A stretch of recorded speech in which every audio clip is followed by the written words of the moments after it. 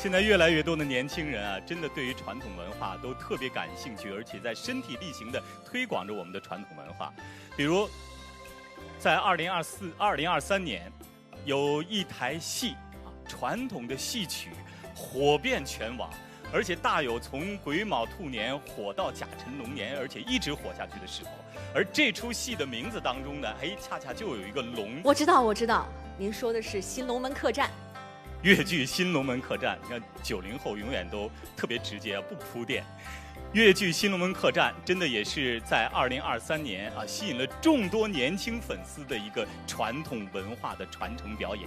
今天呢，我们也特别邀请了在《新龙门客栈》当中大放异彩的浙江小百花粤剧团的青年粤剧演员陈丽君，有请丽君。欢迎丽君。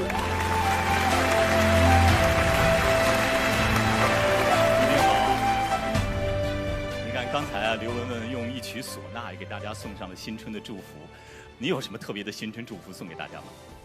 春节就要到了，在这里我就用粤剧的方式为大家送上一句新春贺词：烈天新岁月，春色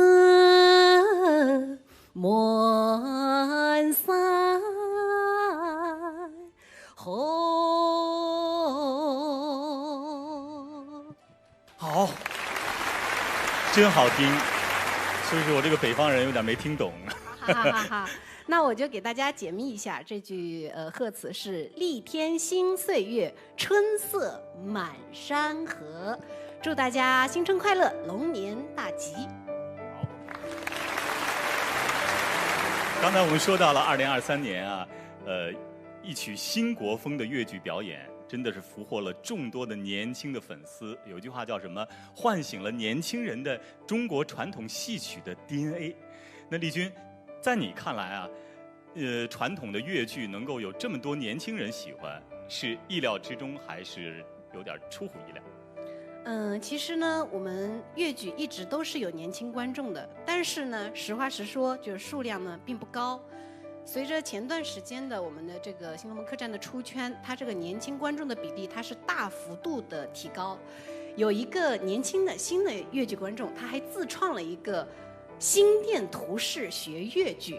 心电图式？对对对。什么意思呢？给我们讲一讲。就是呢，因为他是一个粤剧新手小白嘛，他没有专业的乐理知识，所以呢，他想要学粤剧，他就用心电图的那种线条去把粤剧的形象标注出来。就比方说我刚才唱的那句“春色满山红”。这真是心跳的感觉，心动的感觉了。DNA 动了，我觉得我这样的小白可以试一试。对，因为年轻观众嘛，他有他独特的思维和创造力。其实呢，我们的戏曲一直都是非常的富有魅力的，但是呢，它需要更多的这种契机，让它跟现在的这个时代更好的去融合在一起。我觉得要传承和发展好我们的传统文化，它不是一个人、两个人的事情，它是一群人，是一个集体的事业。我相信会有越来越多的年轻人加入到我们，再加上现在有总台的大力支持，我相信，我坚信我们一定会越来越好。然后呢，我还想今天再用一句粤腔来结束我今天的发言。泪花飞色更映真，柳花飞入更行舟，送给我自己，也送给所有正在前行的你们。好，谢谢丽君，谢谢丽君。共同搭建起更大的舞台、更多的平台、总台和每一个传统文化传承发展的人一起，我们让传统真的成为潮流，让它永远活下去。我们一起实现这样一个梦想。在我看来，这就像粤剧《红楼梦》里唱的那样啊，这是从古到今天上人间第一件称心满意的事。好，谢谢丽君，祝大家新春如龙腾飞。好，谢谢谢谢，谢谢嘉宾请坐。